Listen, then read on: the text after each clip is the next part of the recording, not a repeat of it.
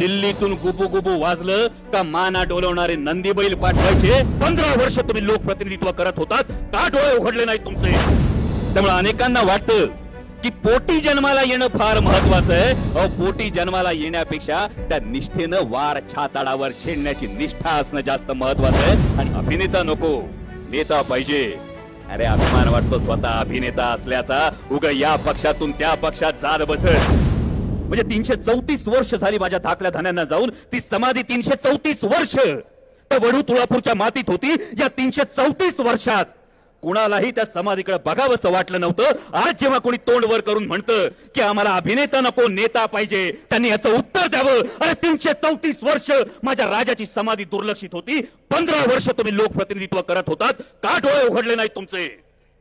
आणि जर तुम्हाला वाटत असेल नेता नको अभिनेता, अभिनेता नको नेता पाहिजे, अरे अभिमान वाटतो स्वतः अभिनेता असल्याचा. उग या पक्षातून त्या पक्षात जात बसत आणि स्वार्थासाठी इकडून तिकडं, म्हणजे चित्रपटामध्ये झाडाच्या माग गाणं म्हणत फिरण्याचा अभिनय केलेला नाही. जो तुम्हाला वैयक्तिक आयुष्यामध्ये तिकीट मिळवण्यासाठी या गटात जाऊ का त्या गटात जाऊ ह्याची वेळ माझ्यावर आली नाही. अभिनय केला तर तो माझ्या धाकल्या धन्यांचा केला, छत्रपती संभाजी महाराजांचा केला. 157 देशांमध्ये हा इतिहास पोहोचवला. आणि हे सगळं होत असताना खरं तर फार जास्त या विषयावर बोलणार नाही,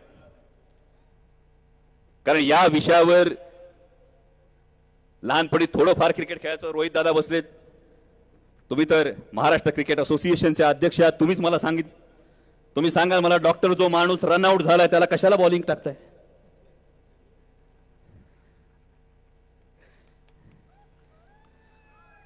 म्हणजे जेव्हा एखाद्या व्यक्तीला स्वतःहून जर सांगावं लागत असेल की पद दिलं पण बोलवण करू नका, मला वाटतं जिथं काम बोलायला पाहिजे होतं तर रनआउट झालेल्याला बॉलिंग टाकण्यात काय अर्थ नाही. पण महत्वाची गोष्ट ही आहे की येणारी निवडणूक ही फार महत्वाची. ही कुठल्या व्यक्तीची निवडणूक नाही, ही कुठल्या माणसाची निवडणूक नाही, ही कुठल्या पक्षाची निवडणूक नाही. ही निवडणूक महाराष्ट्राच्या दृष्टीनं अत्यंत महत्वाची आहे. मगाशी आमचा राहुल बैरड बोलत होता. राहुल बैरड बोलत असताना या निवडणुकीला सामोरं जात असताना विशेषतः आमच्या भागामध्ये साहेब हा आपला कांद्याचा जो प्रश्न आहे, आमच्या नेत्या खासदार सुप्रियाताई सुळे यांच्या नेतृत्वाखाली लोकसभेमध्ये जेव्हा आम्ही कांद्याचं आंदोलन केलं, आमचं निलंबन करण्यात आलं. आणि मगाशी हा जो राहुल बैरट येऊन इथं बोलत होता, हा युवक जो येतो, विचार करा, हा युवक नगर जिल्ह्यातला युवक आहे. हा नगर जिल्ह्यातला पोरगा येतो, नगर जिल्ह्यातला पोरगा येऊन सांगतो मला येऊन तुमच्या व्यासपीठावर बोलायचंय, कारण आमचं ऐकून घेणारं आणि आमचं म्हणणं लोकसभेमध्ये मांडणारं कुणीतरी इथं आहे. आणि मग प्रश्न हा पडतो की जेव्हा अबकी बार 400 पार म्हटलं जातं, 45च्या वर जेव्हा भारतीय जनता पक्ष या महाराष्ट्रातल्या खासदारांची संख्या सांगतं की 45च्या वर आम्ही जागा मिळवणार, बरोबर, 45च्या वर जागा मिळवणार. आणि मग नगर जिल्ह्यातल्या एका युवकाला त्याचा कांद्याचा प्रश्न मांडण्यासाठी पुणे जिल्ह्यात यावं लागतं. कारण तुम्ही तुमच्या डोळ्यांनी बघता कांद्याचा भाव पाडला, कांदा उत्पादक शेतकऱ्याच्या ताटात माती कालवली. 48 खासदार निवडून जातात महाराष्ट्रातून, 48. या 48 खासदारांपैकी 39 खासदार हे भारतीय जनता पक्ष किंवा मित्र पक्षाचे. किती? 48 पैकी 39. या 39 खासदारांपैकी माझे सगळे पत्रकार बांधव बसले, आमचे डीके बसलेत, आमचे बिडकर साहेब बसलेले, रायचंद शिंदे बसलेले. एक माणूस दाखवा 39 खासदारांपैकी भारतीय जनता पक्षाचा किंवा त्यांच्या मित्र पक्षाचा जो माझ्या कांदा उत्पादक शेतकऱ्यांसाठी बोलला. एक माणूस दाखवा या 39 खासदारांपैकी जो माझ्या कापूस उत्पादक शेतकऱ्यांसाठी बोलला, जो माझ्या सोयाबीन उत्पादक शेतकऱ्यांसाठी बोलला, जो महाराष्ट्रातून उद्योगधंदे पळवले जात असताना ज्याने ताठ माने नजरेला नजर भिडवून सांगितलं माझ्या महाराष्ट्राच्या युवकाच्या नशिबातून त्याच्या हक्काचा रोजगार तुम्ही काढून नेऊ शकत नाही.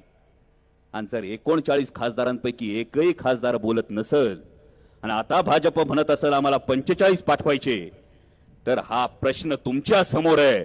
दिल्लीतून गुबुगुबू वाजलं का माना डोलवणारे नंदी बैल पाठवायचे, का आपल्या हक्कांसाठी गरजणारे वाघ पाठवायचे, हे तुम्ही ठरवायचं.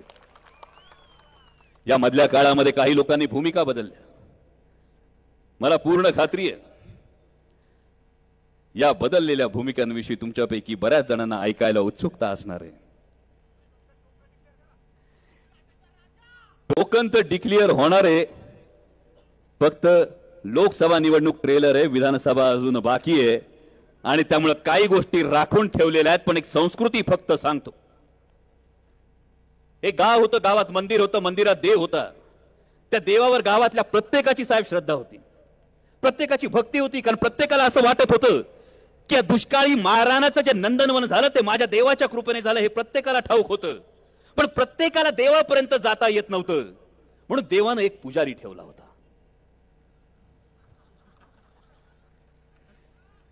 देवाने एक पुजारी ठेवला होता. पुजारी येणाऱ्या प्रत्येक भक्ताला सांगायचा, मी मनोभावे देवाचं जे काही आहे ते सगळं करतोय. येणारा भक्त सुद्धा एवढा भाविक होता, तो प्रत्येक वेळी पुजाऱ्याच्या पायावर डोकं टेकवत होता. देव आणि भक्त याच्यामध्ये पुजारी होता. वर्ष मागून वर्ष लोटली. गावाचं हेच म्हणणं होतं की जे काही देवाचे निरोप आहेत तेच पुजारी पुढे पोहोचवतोय. हे सगळं घडत असताना एक दिवस पुजारीच म्हटला, मगाशी व्हिडिओ बघितला तुम्ही, योगायोग असू शकतो. एक दिवस पुजारीच म्हटला की देवामध्ये आजकाल बहुतेक तशी ताकद राहिली नाही. देवामध्ये अशी ताकद राहिली नाही. ज्या दिवशी पुजारी म्हटला त्या दिवशी सर्वसामान्य शेतकऱ्यांचा गाव असलेला त्या गावानं ठरवलं, देव आपण बदलू शकत नाही.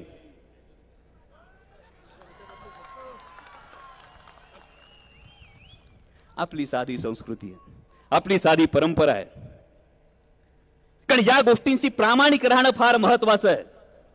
कारण छत्रपती शिवाजी महाराजांच्या पदस्पर्शानं पावन झालेली ही भूमी आहे. छत्रपती शिवाजी महाराजांच्या स्वराज्यासाठी ज्यांनी बलिदानं दिली, ज्यांनी लाखोंचं सैन्य छाताडावर झेललं, ज्यांनी वार छाताडावर झेलले, त्यातले प्रत्येक जण छत्रपती शिवाजी महाराजांच्या पोटी जन्माला आलेले नव्हते. त्यामुळे अनेकांना वाटतं की पोटी जन्माला येणं फार महत्वाचं आहे. अहो, पोटी जन्माला येण्यापेक्षा त्या निष्ठेनं वार छाताडावर झेलण्याची निष्ठा असणं जास्त महत्वाचं आहे. आणि या निष्ठावंतांची ही मानदियाळी आहे. त्यामुळे पोटी जन्माला येण्यापेक्षा ज्यांनी बोटाला धरून चालवलं त्याच्या सोबत राहणं महत्वाचं आहे.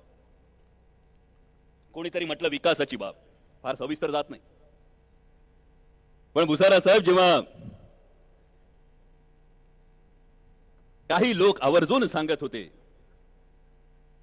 लाव खासदाराला फोन, येतोय का बघ कार्यक्रमाला, मी अख्ख्या मतदारसंघाविषयी बोलतोय, लाव खासदाराला फोन, येतोय का मतदार कार्यक्रमाला. तेव्हा खासदार नेमके काय करत होते, तर जेव्हा गाडीत आमचे ज्येष्ठ नेते आम्हाला सांगत होते की आपल्याकडे विधानसभेला तिकीट मागायला सुद्धा कोणी येईल की नाही, ही 2019 ची परिस्थिती असताना शिवस्वराज्य यात्रा काढत 69 मतदारसंघांमध्ये फिरत होतो. विधानसभेचा प्रचार करताना 73 विधानसभा मतदारसंघांमध्ये फिरत होतो. आणि जेवढा हा महाराष्ट्र फिरत होतो तेव्हा एक चित्र बघत होतो की या सगळ्या वादळामध्ये आपापल्या मतदारसंघामध्ये बिचकून काही जण बसले होते आणि महाराष्ट्राचा सह्याद्री पावसात भिजत होता. आणि त्या सह्याद्रीनं परिस्थिती बदलवली, त्या सह्याद्रीनं सत्ता आणली. आणि जे बिचकून मतदारसंघात बसले होते ते टुनकन उडी मारून सत्तेच्या गुबगुबीत खुर्चीत बसले. आणि जेव्हा ही आपण परिस्थिती पाहतो तेव्हा आज खरोखर दिल्लीतली महाराष्ट्राची ओळख काय असेल तर आदरणीय शरदचंद्रजी पवार साहेब.